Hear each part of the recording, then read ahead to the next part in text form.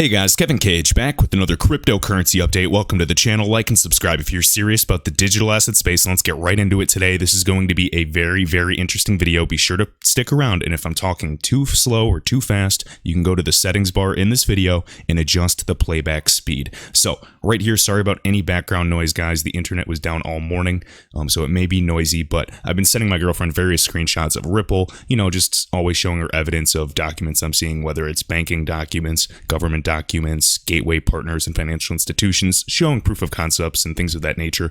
I always just highlight it quickly and send it to her, and she'll always tease me about my highlighting skills, so it's pretty funny. As you can see here, Ripple Global Dominance Interledger Protocol allows interoperability across ultimately all distributed ledger networks and non-DLT networks, things of that nature. So I always kind of goof around and say I'm super fast at coloring. Man, that was a tongue twister. I have some things I got to do, so I'm trying to do this video quickly.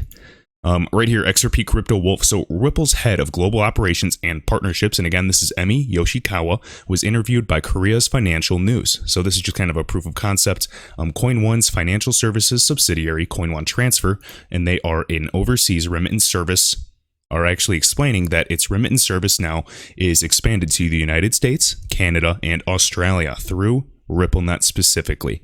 All right, you can kind of see this. Again, we are aware of the other Korean fintech companies such as not only Coin1 Transfer, but SentBy, and Hanpas. I know that Crypto Addy has covered this in the past, specifically talking about, expansion in the Asian markets. Also, the APAC region specifically, Singapore, fintech hotbed, Japan, the Bank of Japan, MUFG, SBI. They're already, basically, we've already reached endgame with them. Southeast Asia, Thailand with the Thailand bot, things of this nature. If you guys want to read more of this is all available online, relatively easy to find, and read more about the proof of concept and why it's, valuable.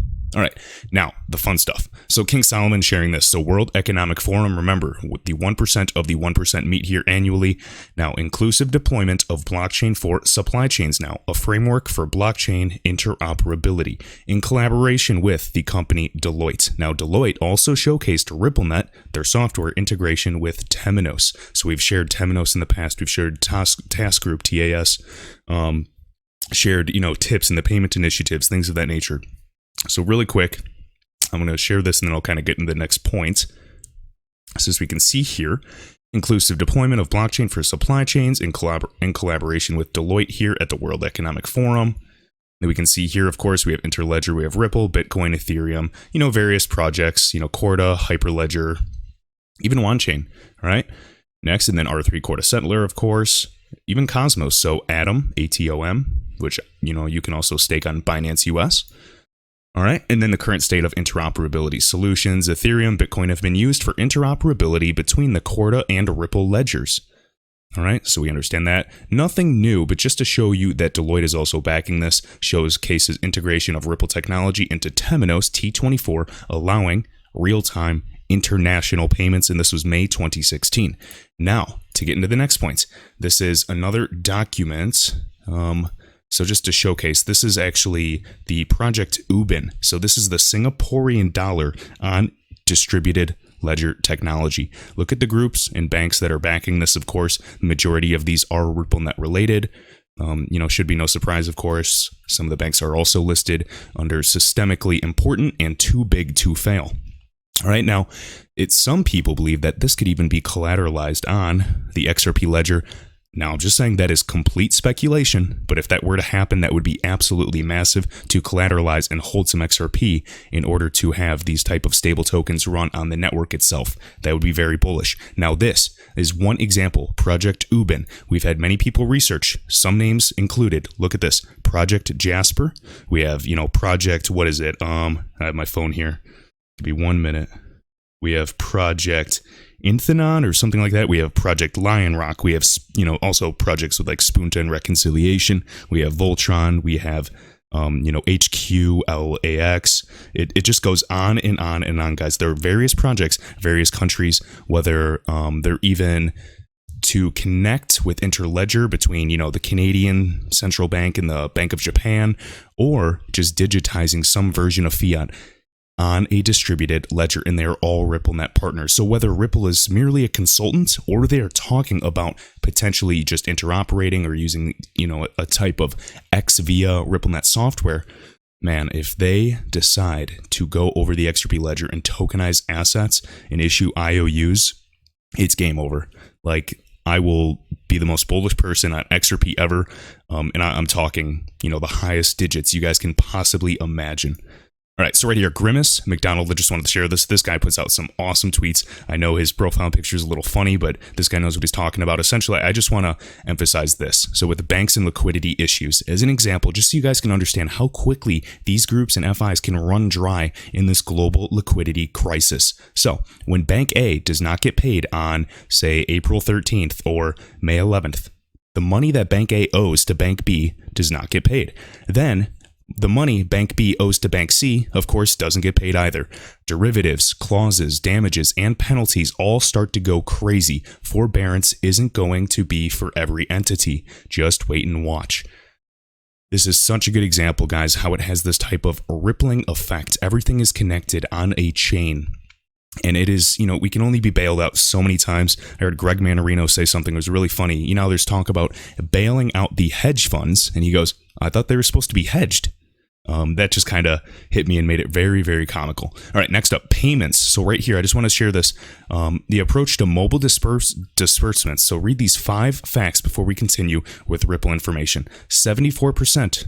So right here, 74% of people, portion of U.S. consumers prefer to receive tax disbursements via direct deposit. We have almost 73% who think it's very or extremely important to have choices in how they receive these disbursements. Another one, $398 million estimated value of banking fraud UK authorities will need to block in 2020. Right here, 1% share of check payments made by consumers are under the age of 25 in 2019. And then 80% right here, portion of B2B payments made with paper checks. Just some food for thought. All right, next, XRP Chiz, CHIZ. So we got Bank of America, next gen cross-currency payments. And as we can see here in this actual picture, we'll go to it in 1 second, cross-border transactions of fiat currency using blockchain technology. So we have 3 groups named here. We have Settle, it's SETL. We have Earthport, of course, a RippleNet partner for years, and then Ripple. And they name some bank benefits. So really quick, just to go into this document, we can see the benefits: improved information and efficiency, reduced costs, and increased foreign exchange revenue. And then Ripple is in the top left here, industry progression, alongside Bitcoin and Ethereum. Okay, and then within this group, of course, we can see various use cases, industry standards, IBM, digital asset holdings, Settle, Microsoft, things like this. Okay, just wanted to share this. This was actually made by Bank of America, Merrill Lynch. All right, just wanted to show this. So 2018. All right, next up, Peter Voss, just sharing this. Fidelity Digital Assets now on board's first crypto exchange, ErisX, to increase trading liquidity. So why is there this need to increase the trading liquidity? Do they anticipate some big moves?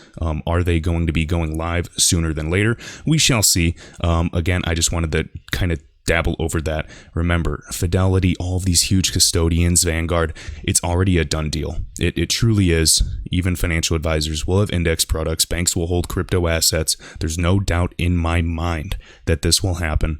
And it's simply just a matter of time. I think when oil, gold, equities are actually tokenized and potentially collateralized on some of these ledgers and distributed ecosystems, it's going to raise the price substantially. All right, right here, Wrath of Kahneman, the ever-nascent Polisign Inc. Remember these guys, absolute behemoth.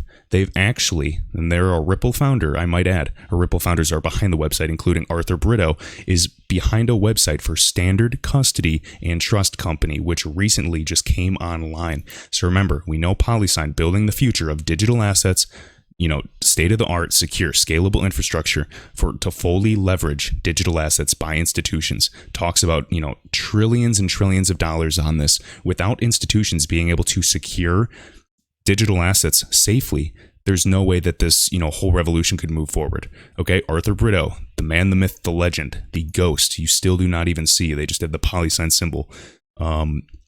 It's just very, very eerie what's going on.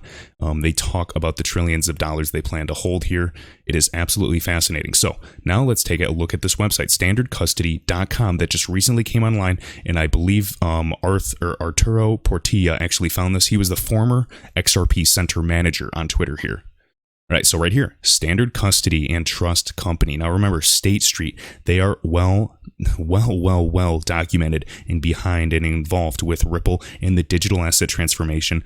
I've shared this before, and they were even on the news recently, and they were just talking about how much, what was it, the digital value they hold of the globe. It was, I don't want to give a figure and get it wrong, just assume it was like close to a quarter, at least, if not way more, of all assets and value in the world they custody and hold. And they said when the digital asset craze and bull run comes, they use the words, they said it will trickle, and then flood.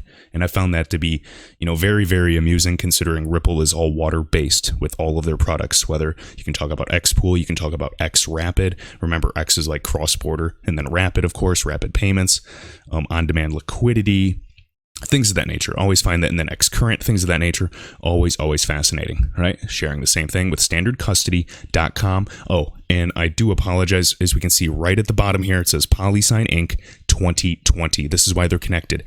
All right. We'll see what happens. I don't even want to speculate with this. I just know that this is meant to hold and secure trillions of dollars, whether it's, with multi-signature wallets. We will see. Okay. And then right here, David Schwartz actually just, happy that Chris Larsen is okay and recovered recently, executive chairman of Ripple. And then Polisign says, great news, Chris. This was their first tweet ever, or at least reply. Even Jim Hyatt does a thing and says, Polisign trying to be low key with their first tweet since 2018. And I got a good laugh out of that. And as we can see, Polisign, they are only following 2 people. They joined in June 2018. They're only following CEO at Ripple, Brad, and then CTO at Ripple, David Schwartz. And of course, he's behind Polisign with Arthur Brito, amongst other people. And then also, so you can see tweets, they don't have any that I can see. And then tweets and replies, this is their only tweet. Great news, Chris. So I thought that was really funny. Any media? No. Any likes? They just kind of, so it looks like they liked a few things. All right.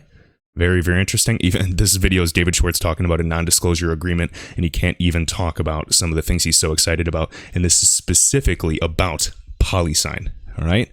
Fascinating. I mean, it's almost like they're just teasing us at this point. All right, and to finish things off, guys, a few points right here. GXRP at G_XRP1. So notice that they don't talk about leveling the playing field anymore. Want to know why? Because it's already being leveled right now. When we get out of this, or this moves on, we will be in a world of the level playing field.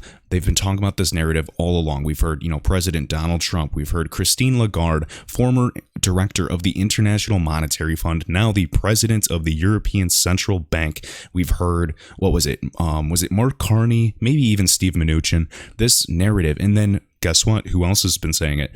David Schwartz, Brad Garlinghouse. You can go back to 2014, 2015, even on a podcast.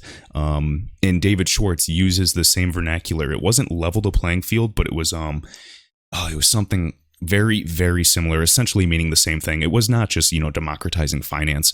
And I just find this to be fascinating. This really is happening. With all of, the SBA loans, small businesses are going to be in debt to, bigger groups now. So they're either they already have tight margins. They're either going to be stuck, barely surviving and paying to paying back high interest rates to the guys that, they're lenders, or they fail entirely, and then the winners, the big companies, the Amazons, the Googles, and any other brick and mortar companies take over that market share. It is unbelievable. I'm really trying to stay optimistic. I hope some good comes out of this.